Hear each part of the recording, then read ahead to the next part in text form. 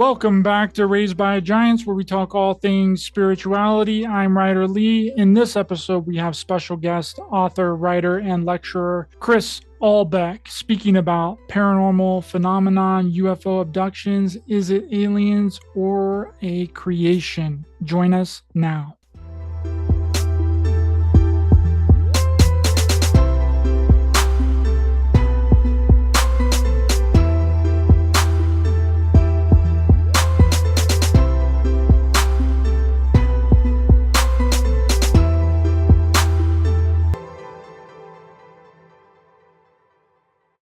Chris Aubeck, welcome to the show. Thanks so much for coming on. I really appreciate your time this evening. How are you doing? Thanks for having me. Doing pretty well. Yeah, it's late in the evening here in Spain, and it's getting a bit cold this week. So the weather's changing. It's not as sunny as it normally is in this part of the world. Yeah, well, I am very excited for the conversation that we're going to have here today because you've done a lot of research and a lot of background work into ufology. And I think that this is a very, very important thing to do because I feel like a lot of people that are in the community today have absolutely no idea where any of these topics come from. Like where missing time comes from, where the theory and thought of gray aliens come from, where the theory of screened memories come from. So let's take this back to the very first mention through your research of any kind of UFO, and then we'll go to abductions, and then we'll go to aliens after that. So, and this is an important thing too, because we know through religious texts there are, documented like in the book of Ezekiel and the book of Enoch and stuff like that. But I'm more interested in not so much the religious text, because my personal opinion is religious text can't be taken as a factual historical document, right? It's more of a story and an allegory and metaphor, right? And there's stories. But what is the earliest documented case that you have researched that involves UFOs in the sky that does not revolve around religious text? Okay. Well, the further back you go, the more religious interpretations were given, obviously. So when I published Wonders in the Sky with Jacques Vallée in the year 2010, we began sorting through literally thousands of historical cases that have been published in the literature since the 1940s, in fact, 40s, 50s, 60s. We managed to start the catalogue with an Egyptian case, although since then, that case, which is number one in Wonders in the Sky, we've dismissed that one as a hoax, unfortunately. But they were even hoaxing things back in the Egyptian times, Chris. What's going on, bro? I'm afraid not. No. Well, actually, that was a modern hoax, because one of the biggest problems that we have in the field is that most of the information that we have in these massive databases and UFO catalogs was gathered at a time before the internet. So it was a lot harder then to research cases, analyze cases. In fact, when I started writing this with Jacques Vallée in the year 2007, the internet wasn't as it is today. So some of the stories that we put in Wonders in the Sky, I mean, in the last 13 years or so, we've managed to sort of disprove some and add others, and that's why it's in desperate need of an update, which is we can talk about that later. I'll tell you what I'm doing. In any case, in the new version, in the refresh that I want to publish now, I'm going back to Mesopotamia. And so we're talking about several thousand years. At that time, people didn't really have a scientific context or framework in which to place these phenomena.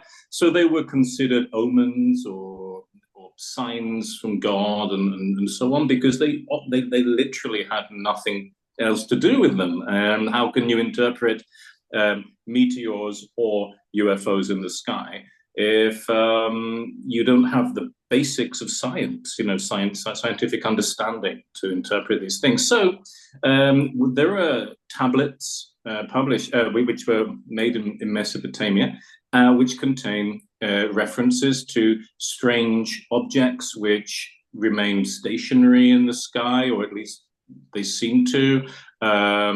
Meteors which seem to transform into different shapes, and they were interpreted as warnings about coming changes, social changes, the death of the king, wars and battles, and so on. And that's the state of affairs in ufology, or prehistoric ufology, that we find over a very long period. When we get to Egypt, a lot has been said about the possible connections between ancient Egypt and UFOs, but in reality, when you get down to witness statements and texts and so on, there is very, very little in ancient Egyptian papyri. There are stories about missiles that come out of nowhere and attack an enemy army, which could be interpreted as some kind of intervention by intelligences unknown. What I do, I gather these stories, but I don't really interpret them at this point. I want readers to reach their own conclusions.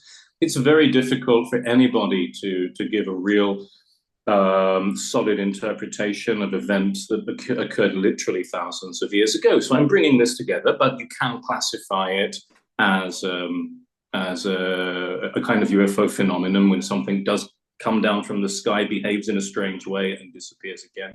There are several stories like that in the ancient world. Then you get to the Greeks. They also had historical records of unusual phenomena. Sometimes these were seen as pillars of light. Sometimes they were seen as two stars flying together, following a ship.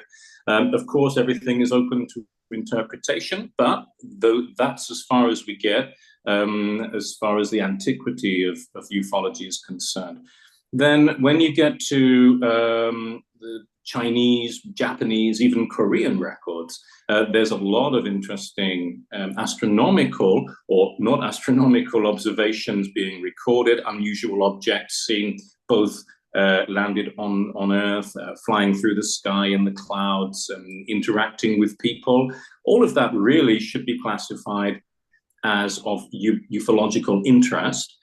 Because there are strong parallels between all of that and what people have reported in the 20th and 21st century.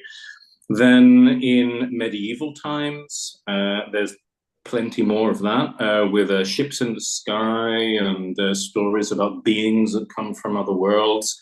Of course, at the time, they were given a religious interpretation as demons and angels and witches, depending on what part of history you're looking at.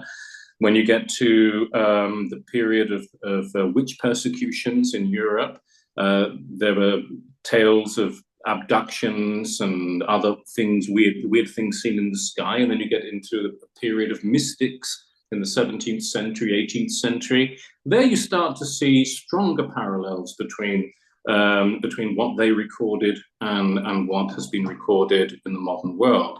So, for example, there's a mystic called Jane Lead who lived in London, and she actually kept a diary in which you can see her observations of strange bright objects that came down from the sky, went straight back up into the sky, passing through the clouds. She talks about seeing lights in the heavens, and then how suddenly she's literally transported, because that's what she said in her diaries. And then they're 400 years old. She's suddenly transported up into a light in the sky where she has encounters with unusual beings. She's sort of given babies to hold and this kind of thing, which really shows a parallel with modern abductions. So there's a lot of it. I mean, we're talking about literally thousands and thousands of pages.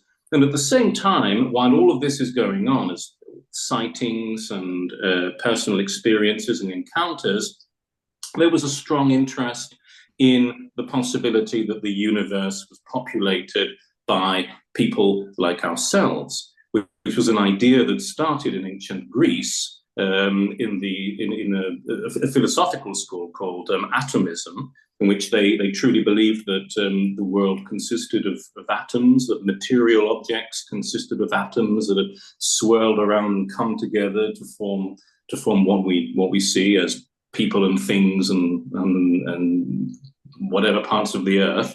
And they thought that this probably had happened also elsewhere in space. So they reached the conclusion that there are other planets very similar to ours and inhabited like ours.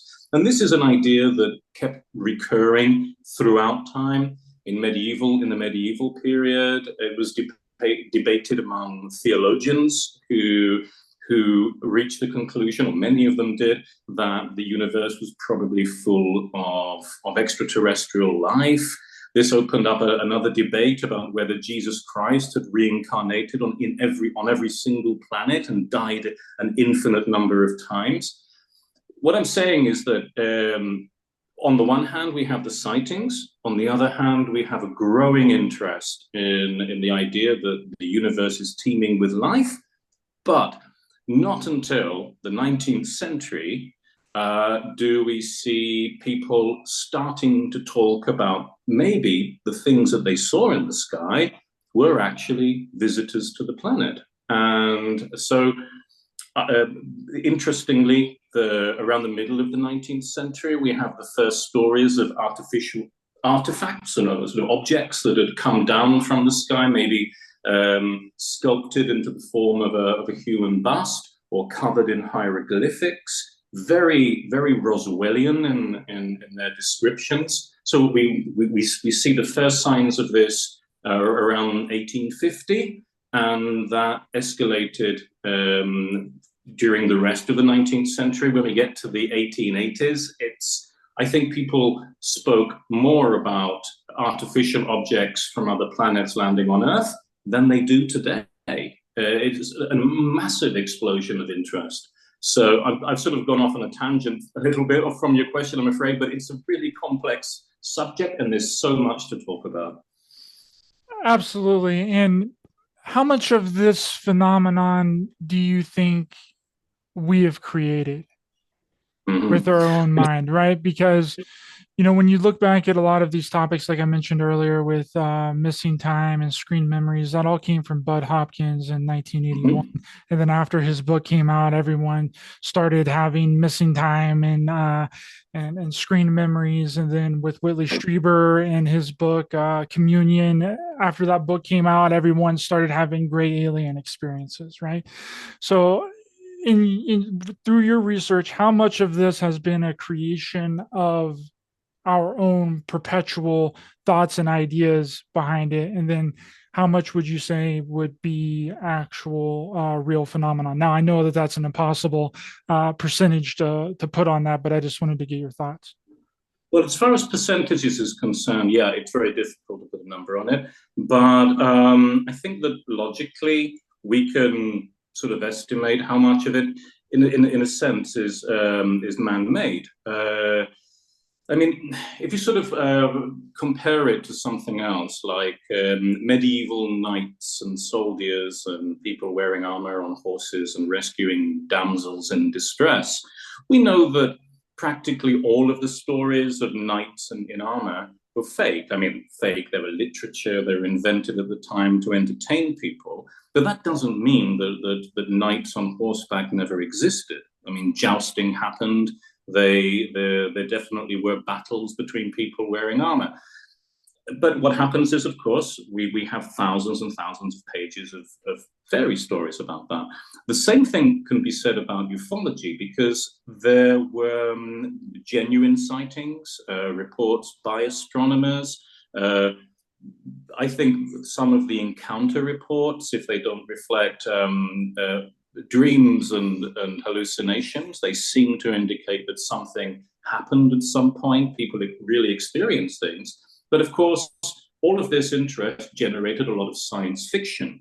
And then there was always a kind of symbiotic relationship between what was reported as fact and fiction published around the same time. So what happened was science fiction or proto-science fiction writers were inspired to create stories about visiting aliens by people's reports and testimonies and probably hearsay. And then as people read that science fiction, they would these ideas would crystallize in their brain about what was expected of an alien or of a UFO and so on. And then they would regurgitate this and come out with stories that resemble those books. So we have a situation in which there was probably a physical stimulus for a lot of this. It was something that was absolutely real, but then so much junk was published and so much speculation happened that much of that has survived into modern day ufology. So, for example, the idea of crop circles. So we know that a lot of crop circles in the 1990s, early 2000s were fake, or practically all of them, done by university students, old men with planks of wood, and so on and so forth. But the idea that UFOs could leave landing traces goes way, way, way back. I mean, even circular ones. And then not only weird objects from the sky, but also fairies and goblins. They also had an impact on fields, at least in folklore, and left sort of circular traces, as the devil also did that in several folk tales. So there's this constant sort of sharing of ideas between what people saw, what they thought they saw, fiction created about that, hoaxes, newspapers taking advantage of people's newfound interest in alien subjects. It's just so complex, and that's one of the reasons why I've spent the last 16 years working on untangling it all. And that's been the biggest challenge. There's just so much. It's a tall order, very tall order. It's very difficult, but that's why I've been doing it bit by bit. And the research group that I founded in 2003, it's always worked really well. People are still finding things and sharing things. I think we've accumulated about 40 or 50,000 cuttings over the last 20 years. But some time ago, I had to stand back from all of that and start sorting through it and trying to work out what was real and what wasn't. I mean, the great thing is we're living in a period in which artificial intelligence can help us map these things out, find patterns in the data that would be very difficult for any individual to find just reading them sitting in an armchair. So I have great hopes for the future in that sense. I'm actually beginning to use artificial intelligence now to sort through the data. So have you done any research into the thought or the idea that this phenomenon might be us and our military with highly advanced craft, definitely when it comes to the abduction phenomenon? Because I've read through the Betty and Barney Hill documents, and Barney, his first statements was that it was the military, and that he saw the military beings with a very human nose, a large one, the Jimmy Durantian nose, he said, actually. It's I would say that a percentage of modern claims probably stem from some kind of military involvement, misinterpretation of what they've experienced, and so on. Maybe even some kind of military cover-up at some level. I can't deny it or confirm it, obviously, but there's no reason to believe that every abductee is making it up. But then there's no reason to believe that what they're reporting is exactly what happened. I mean, I've seen movies in which you get soldiers dressed as aliens to carry out this kind of thing. I mean, there's no reason why that couldn't have happened at some point. Considering it's very difficult to find two aliens that are the same and two UFOs that are the same in the sky, it wouldn't surprise me to discover that people in the military or at some other level have experimented with dressing up, or at least putting ideas in people's minds about what they've seen. So Yeah, why not? I mean, that theory, I didn't used to believe in that at all, but I've read just so much about military experiments, psychological experiments, that it wouldn't surprise me anymore. Yeah, and then when you look through these MK Ultra programs, and apparently the Air Force was doing MK Ultra programs as well, and they kind of picked up after the CIA shut down the experiment. And they would do experiments where they would have people in a park or out in the public or whatever, and then something would happen in the sky, something really strange, and then there would be a man in black or some rusky looking figure or whatever come up to all the people that saw that and ask them very detailed questions about what they've seen, which seems like an op to me, right? They're doing some kind of testing and psychological manipulation and putting something in the sky and then going to ask all the people that seen it what they saw, right? So I don't think that it's out of the realm of possibility that there's a connection here between psychological operations, UFOs, and abduction experiences. What is the earliest abduction by a actual UFO? I know you mentioned the one earlier by the lady Jean, I think was her name, or Yeah, Julia. Jane. Jane led. She had some interesting stories to tell. Yeah, you're looking for the earliest abduction in which a real alien or UFO is reported or reportedly. Right, an abduction by an actual UFO, because I know that there's abductions by, fairy folklore and beings, like that goes back really, really far. But I personally haven't been able to find anything before the Betty and Barney Hill incident of 1961, where people reported to actually be abducted by a UFO.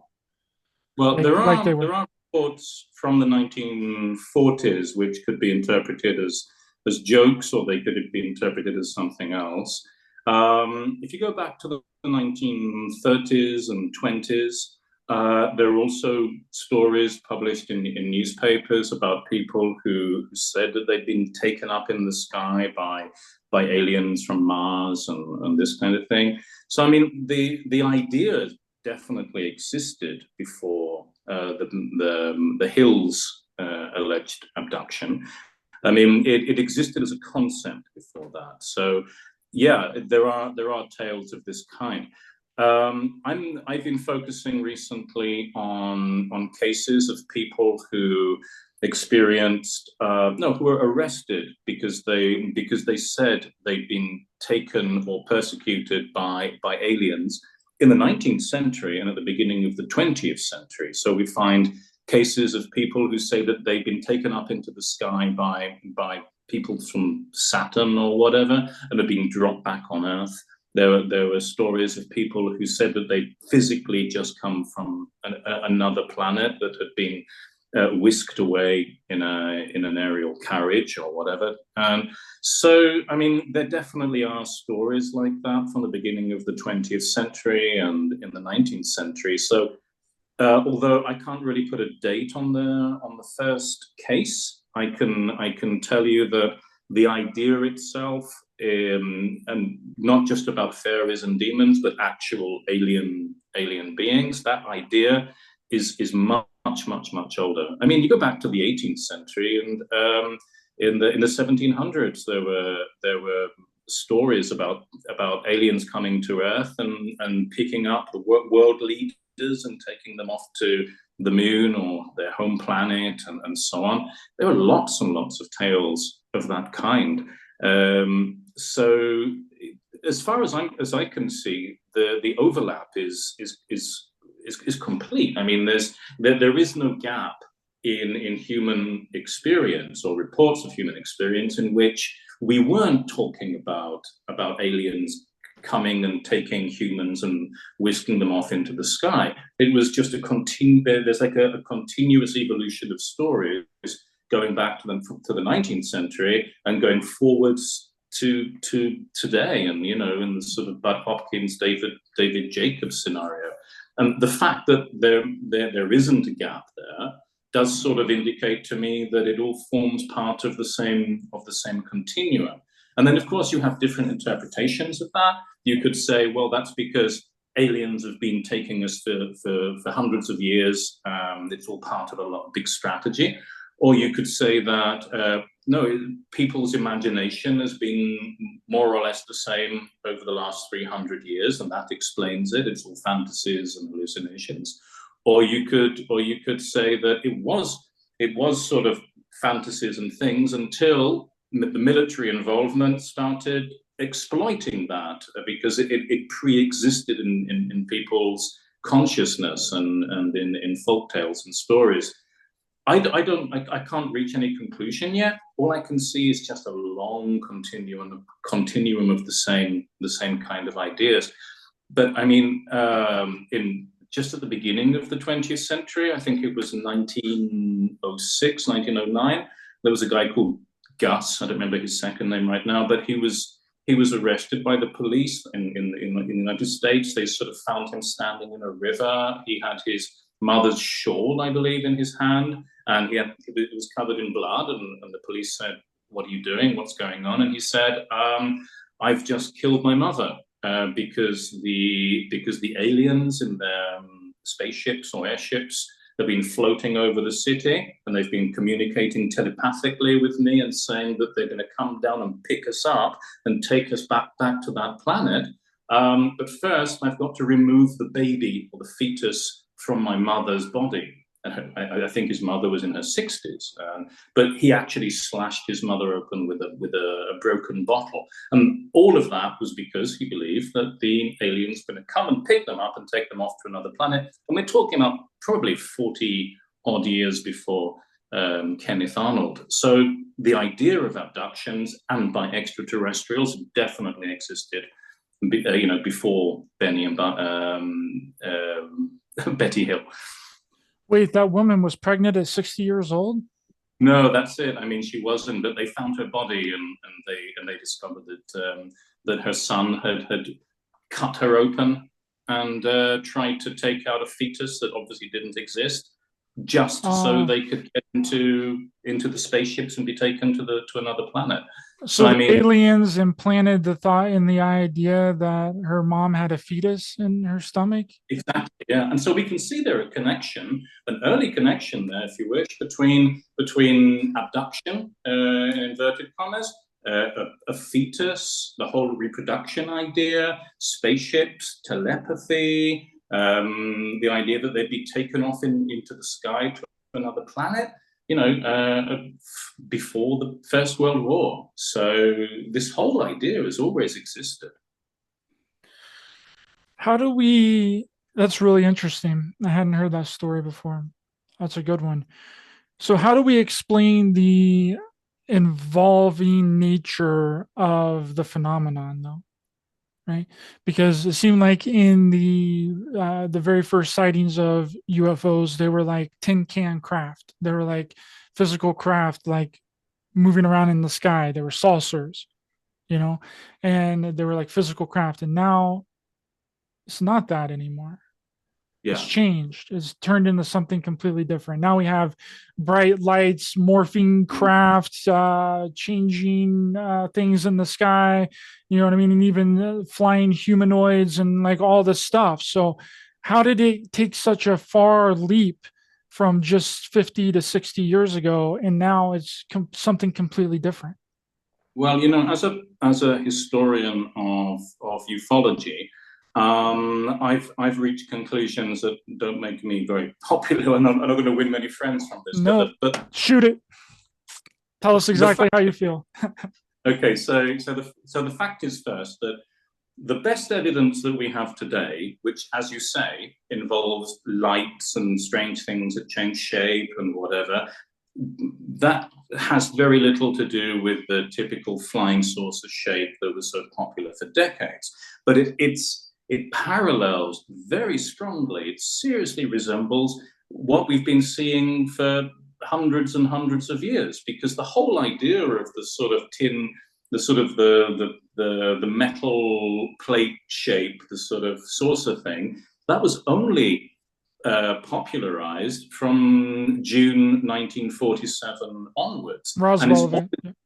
It's obviously sort of dropped out of sight too, because people either got bored of that, or people just realized that that looks like an old B movie in black and white from the 1950s. It doesn't seem to fit into what people are truly seeing. Even pilots are not reporting these old sort of saucepan lid shaped craft with the little ring at the top and the antenna.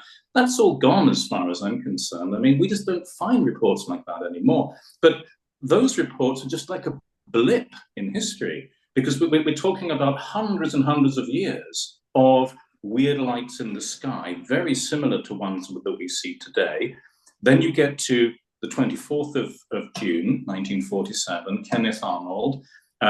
He didn't talk about saucer-shaped objects. I mean, in his initial drawings, you can see a sort of slightly boomerang, slightly Batman throwing tool, or whatever you want to call it, the sort of weird shape like this, not exactly a crescent, but that kind of thing. And then because the journalist who interviewed him initially called them a flying saucer, almost immediately everybody said that they saw saucer-shaped objects in the sky and falling into the yard next door and so on.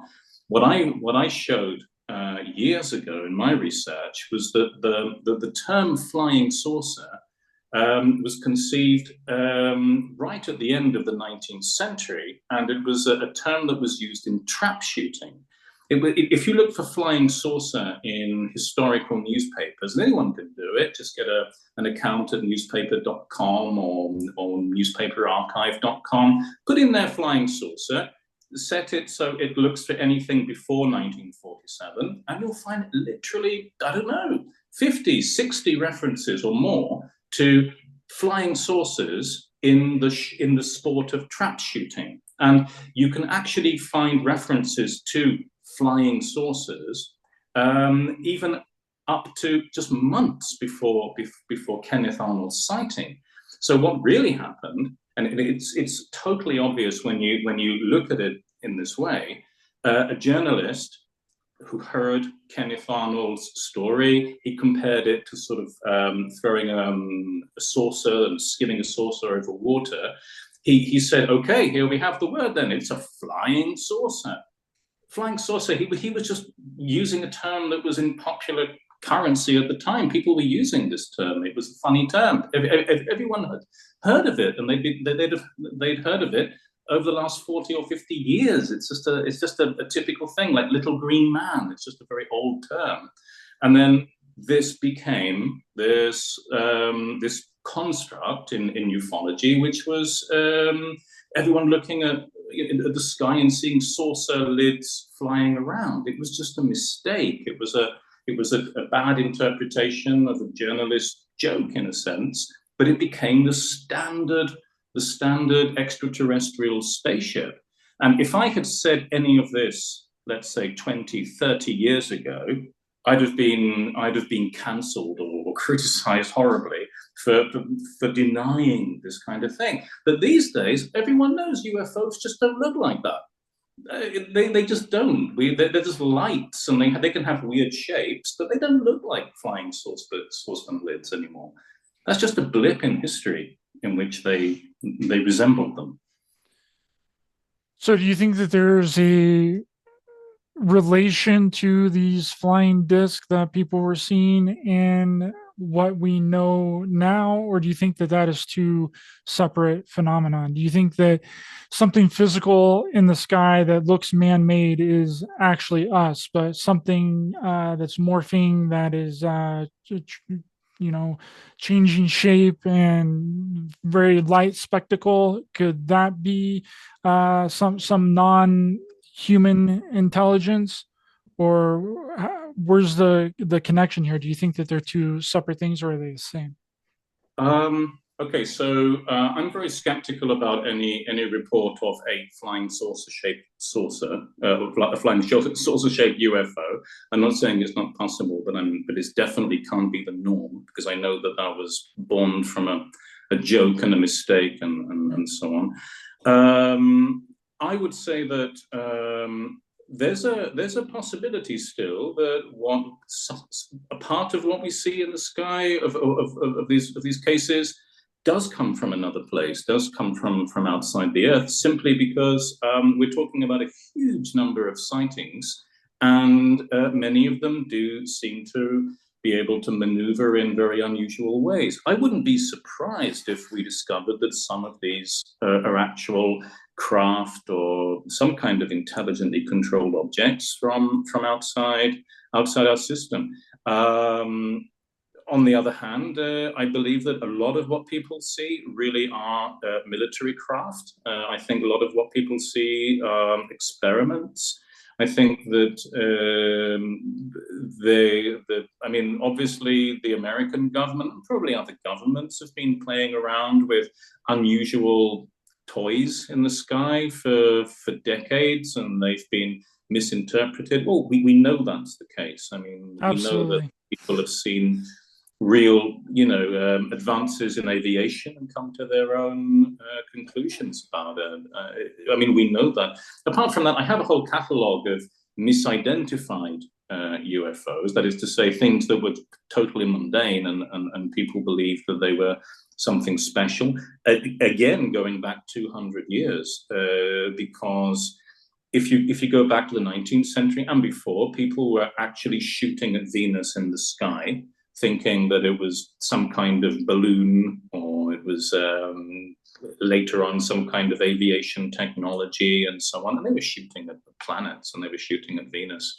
There were many cases of lights on posts seen from afar that people believed were strange, paranormal visitations and so on, and they just turned out to be lights. And that goes back 200 years. I've got a huge catalogue of those.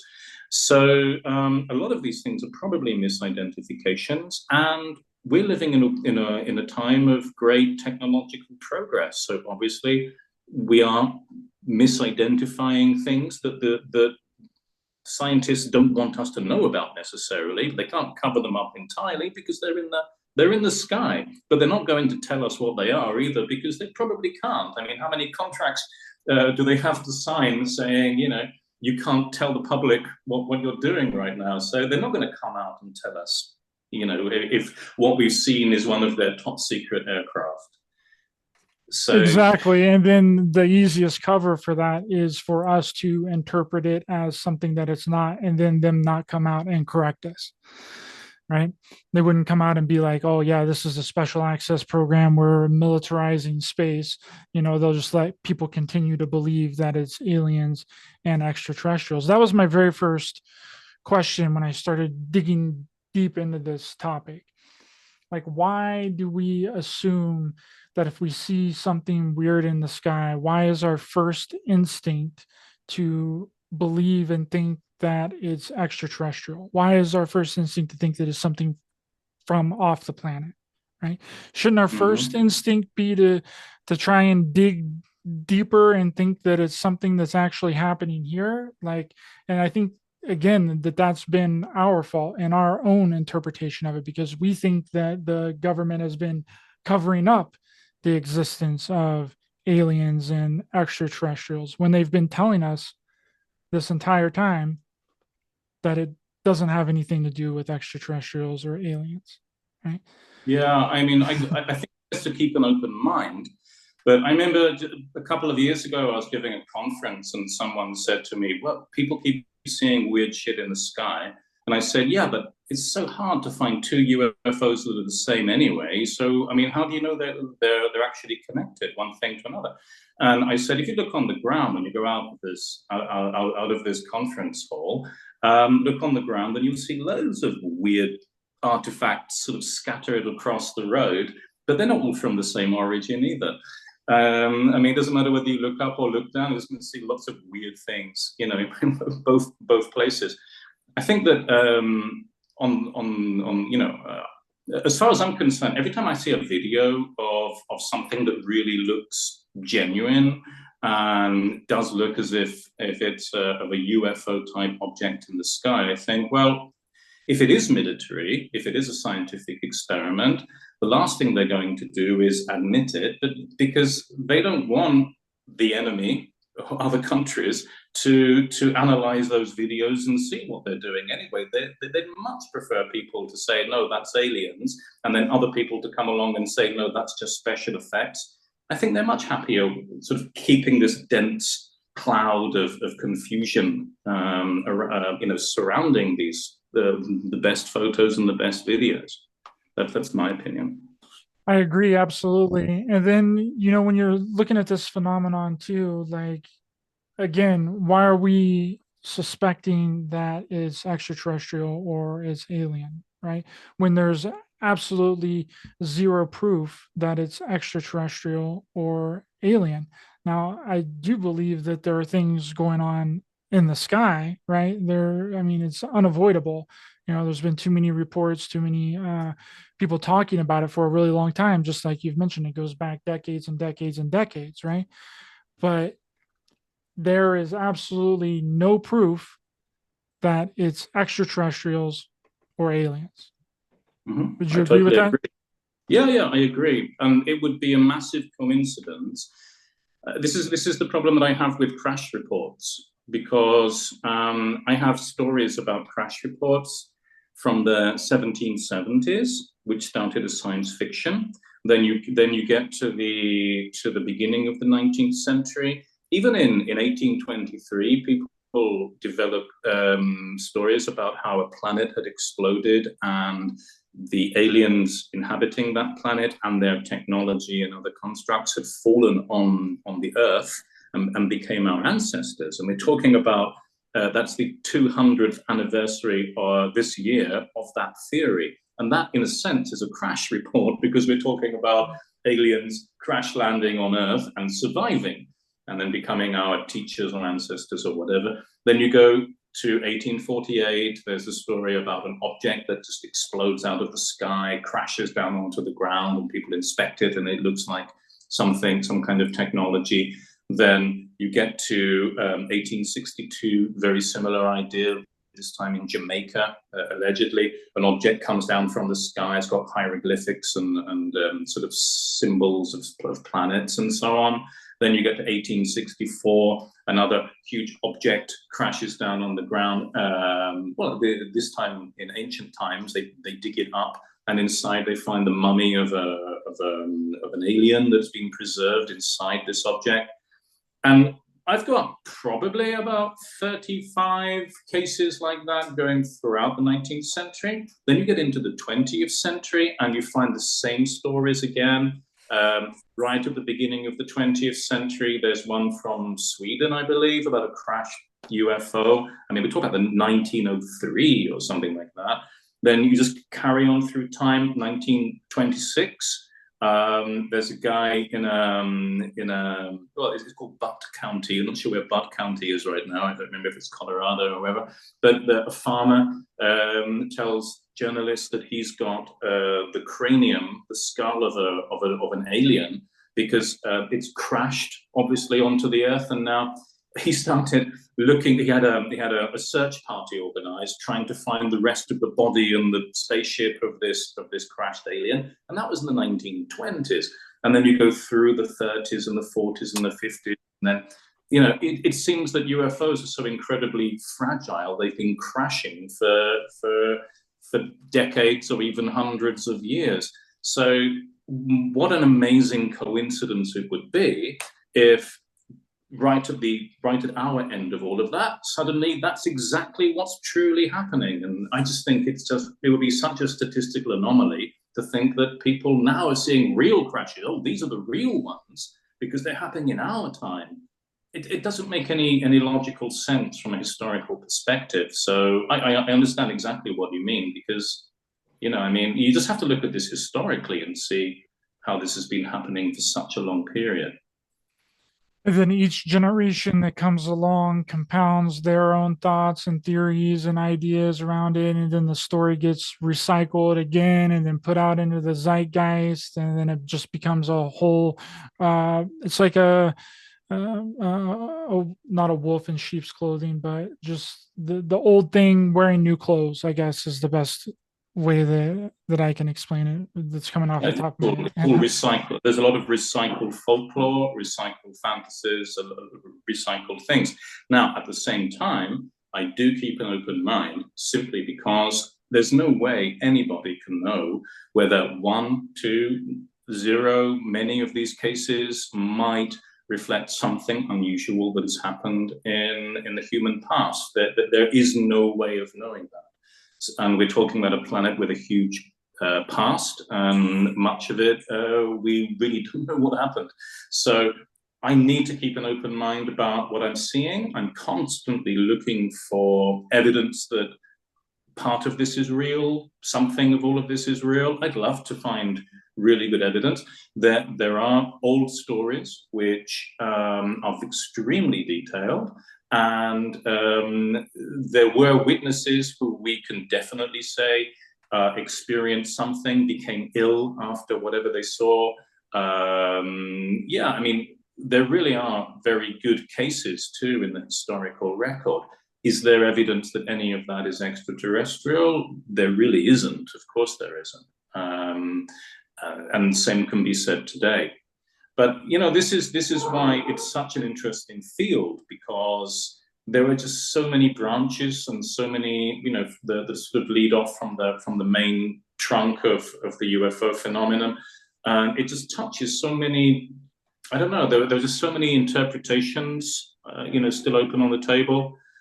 I just think it's very dangerous to first not know the history of all of this, to not know where it's all come from, because if we don't know how this started and where it came from, it's very difficult to judge what is real today, because we're ignorant about what happened before, as if someone said, well, dogs were invented in the year 1910 and didn't take into account photos and the fossil record.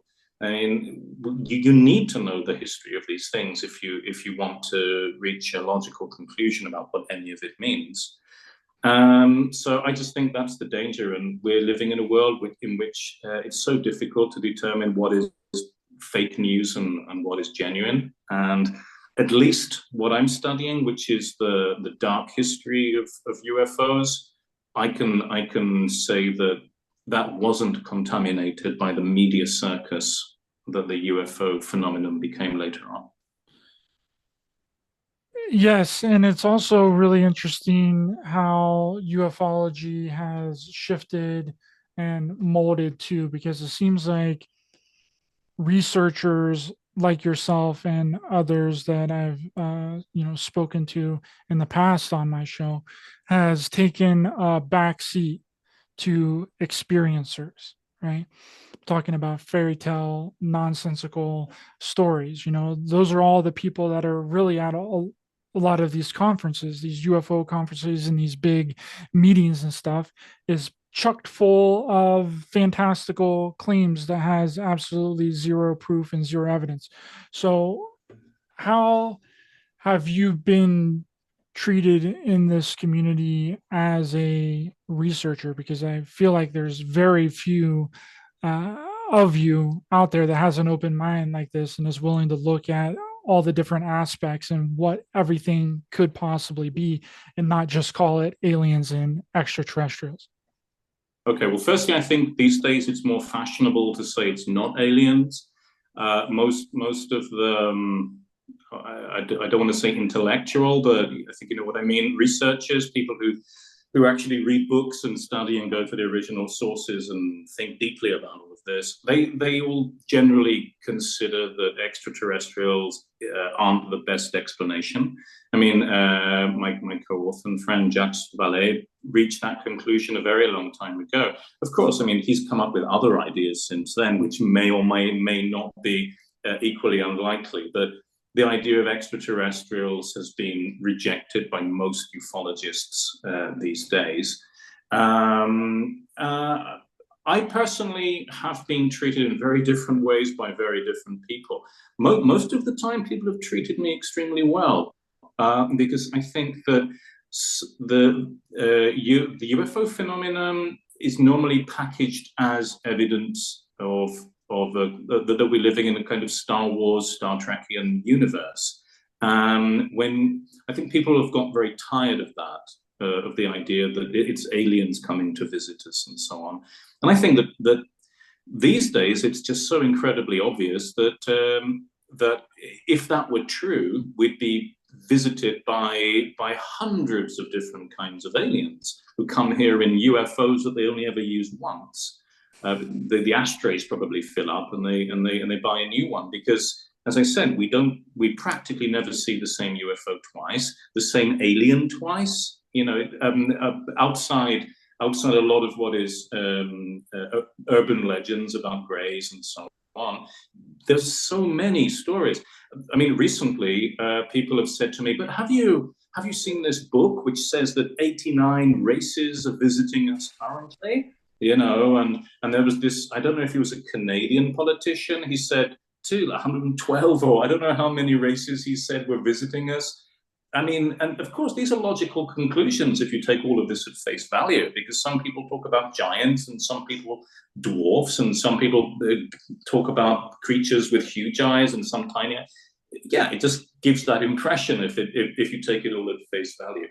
And I think that I can just cut through all that bullshit with what I'm doing, because the more I show people where this has come from and how this has evolved, I think the more people appreciate it. And I think that people are much more intelligent than what the media expects us to be. And they can't continuously package or repackage this as an extraterrestrial phenomenon when people are free thinkers, and they can see that doesn't fit the evidence at all. So a lot of people write to me, you know, thanking me for doing something that's totally original. And you know, in Amazon reviews, for example, on alien artifacts, this book I've just published, people are saying, you know, it isn't a typical catalogue of UFO sightings. It's getting deeper, and it's equally valid and probably much more interesting. I think people need to balance the millions of sightings of dwarfish creatures who come in saucepan lids with a real history of the phenomenon to show where it has all come from. I think it's really, really important, you know, to get that balance. I agree too.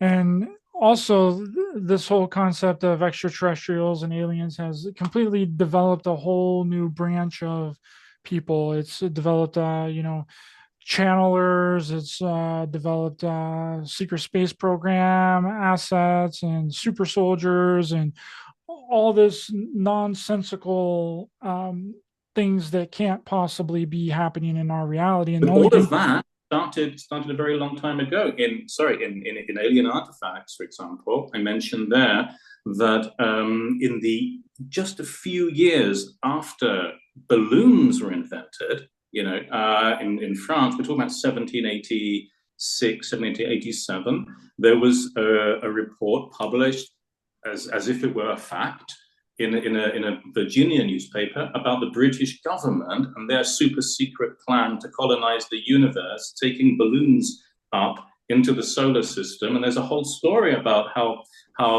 secret British scientists and whatever were actually visiting Jupiter with the idea of colonizing Jupiter, and this idea had leaked to the press, you know. And also in alien artifacts, when we get to the 1860s and 70s, I'm talking about how people invented the idea of channeling and projecting their mind out into, you know, sort of what's it called, remote viewing, exploring the universe and exploring other planets. All of this was already available in the 19th century. People were talking about this constantly.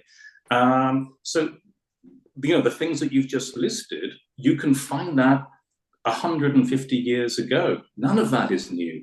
And that's what I'm trying to show with this. None of that is new. Another thing that I do in the book, I actually talk about something that when I first discovered it, I was a little bit shocked because it reminded me so much of Heaven's Gate. So we have the story about, and this is from the 1860s. It was published, a story about how this guy from another planet had sort of infiltrated humans on Earth and so on, and he was convincing a girl who lives on a nearby farm that this comet in the sky was coming for them, and that their salvation was to kill themselves, or to die at least, and be transported to that comet, which was a spaceship, because according to the story, it was a spaceship from another planet. So it's a very sad tale about a girl who dies at the end saying, "Take me to Arcturus." So it's an amazing parallel with the Heaven's Gate case, in which people committed suicide to be taken to this comet in the sky and then whisked off to another planet. There's just so much of, so many parallels between modern stories and old ones, that whatever your beliefs in UFOs are, it would be insane not to know what came first, and not to know where all of this started. It really is necessary.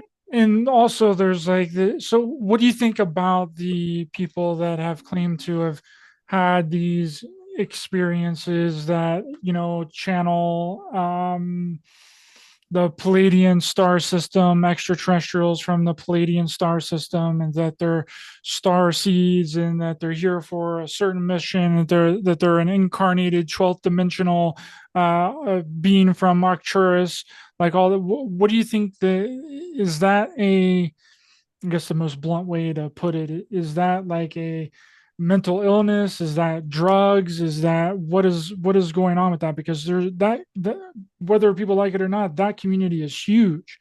Like and it's entrenched into the spiritual community too. Like all of these things overlap with each other, and it creates what I've been calling like a giant conspiracy burrito, right? It's got so much things all wrapped up into it. Whenever you discredit one, they just fall back onto the other.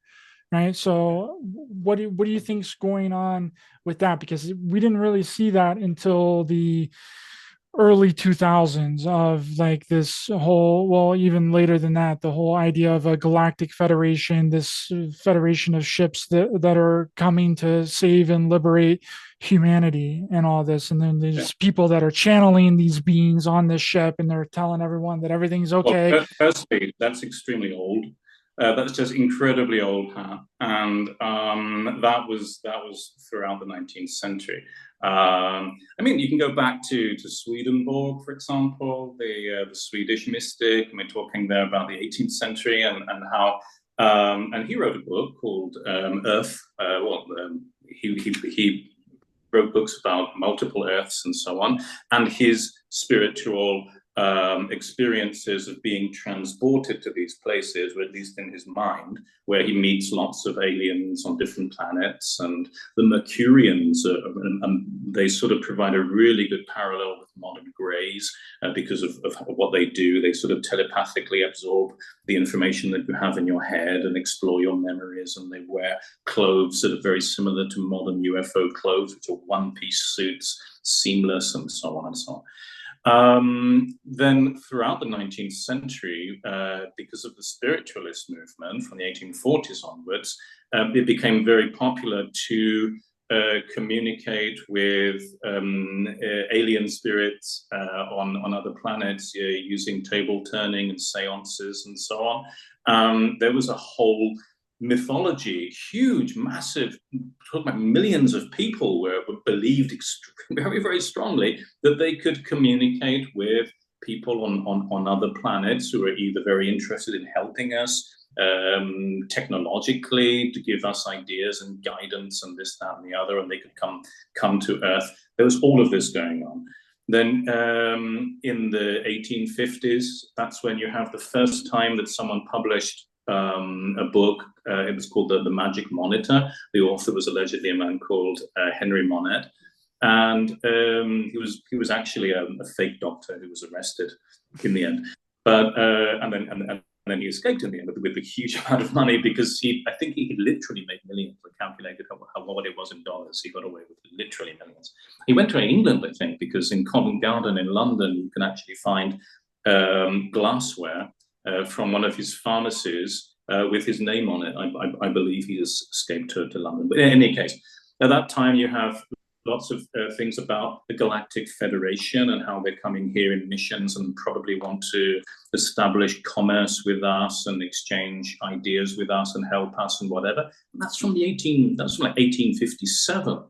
And then you have that all the way through the 19th century. And walk-ins. In the book, I mention a case in which you have a woman who believed she was a kind of walk-in, that is to say, an extraterrestrial spirit that entered her body, and this kind of thing. So all of this is extremely, extremely old. And then when you get to the 20th century and you reach sort of the Adamski period and the contactee period, it's the same again. It's not just slightly similar. It is the same. It is absolutely the same. They're even describing the aliens in the same terms, with the same sort of physical characteristics. So the idea that people have started talking about a galactic federation and they want to help us in the future with these ships, they might come here and so on. That's been going on for about 200 years, I would say, or maybe even longer. The thing is, there was a blip in history again in which people were more interested in the nuts and bolts version of ufology. So that sort of dissipated and disappeared for a while, but it's come back. And now there's lots of it again. And you go online and you find, and on Amazon, there are tons of books about people who are describing the same things as they did 150 years before. It's insane. It's like the ancient aliens theory that nobody remembered that it was actually that it was invented in 1823. And until I published my book, no one knew that. I mean, nobody at all. And that the ancient aliens theory has been with us for exactly 200 years, which is great, because it means that we have something to celebrate this year. I don't know. Really quick before I let you go into that, because that's really interesting, because people think that the ancient aliens theory is something new and has been popularized by the History Channel and the Ancient Aliens show. Get into that a little bit. Where did this come from? Okay, so what I've done here, I've got 50 pages dedicated to the origins of the ancient alien theory. And I'm the first person to publish the fact that in 1823, a man called Francois Chabrier, a French guy, who was a businessman visiting Germany, he saw these rocks everywhere, and he reached the conclusion that these had probably come from a planet that had exploded elsewhere in our solar system, and that had given rise to the asteroid belt. And there was a lot of people were speculating at that point that maybe the asteroids were inhabited and so on. But his conclusion was that this planet exploded and that fragments of it, including humanoids, had fallen to Earth, and that their technology and artifacts had survived. And he mentions, for example, a couple of giant iron helmets. He doesn't say which ones they are, but somewhere that they were what we call UPARTs, the out-of-place artifacts. He believed that they were from another planet. He also mentions, curiously enough, a skeleton, which is from the island of Guadeloupe. You can look it up at some point, but it was in the book.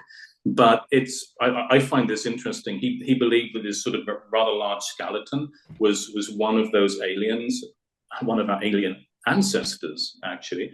And just yesterday, a picture of this skeleton turned up on one of my Facebook feeds.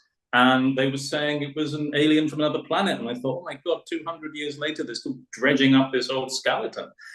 Then after Francois Chabrier in 1823, lots of people ran with this same theory. So in 1865, you get a guy called Baron de Espiard, who was actually a baron. He was nobility. He published a book called The Fall from the Sky, Le Chute du Ciel, in French.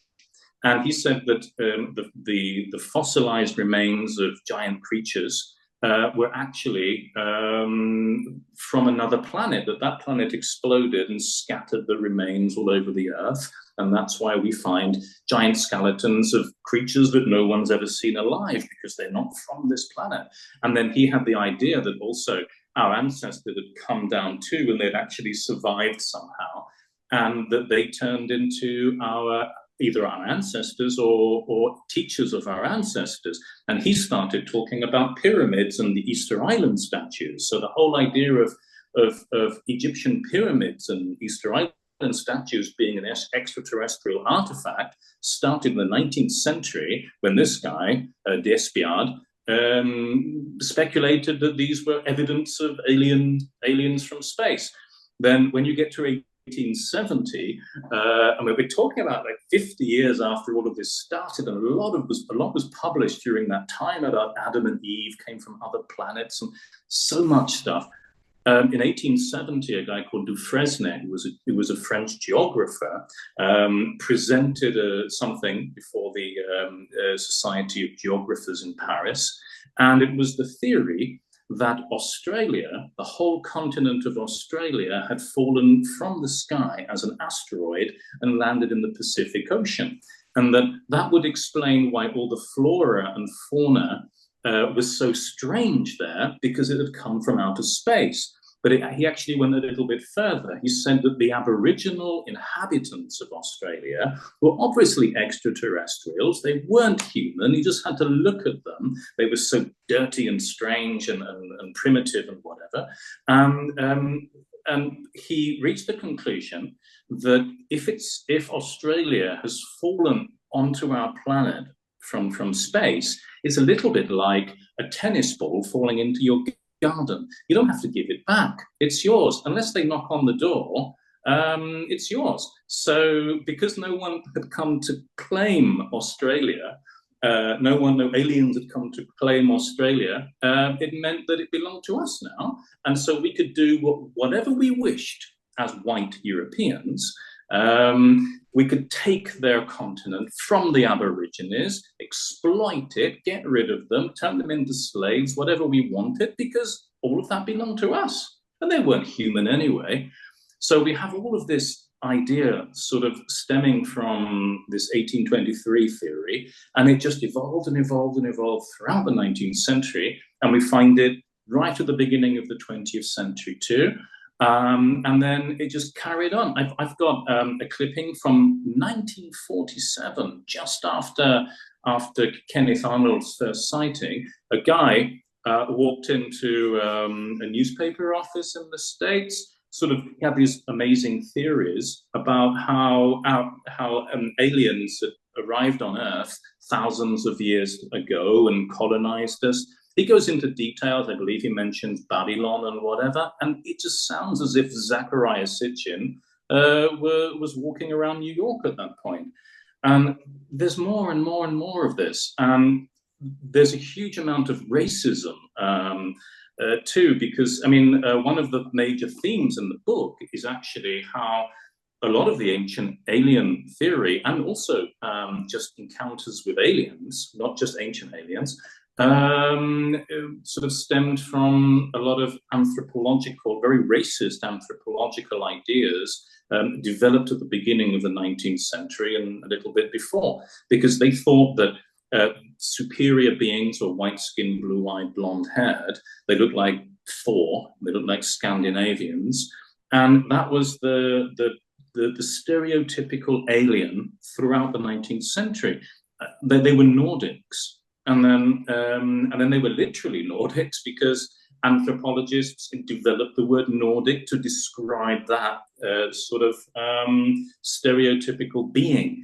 That's why when you get to Adamski in the 1950s, he's talking about these blonde, white-skinned, blue-eyed women and so on, because we'd been doing that for over 100 years.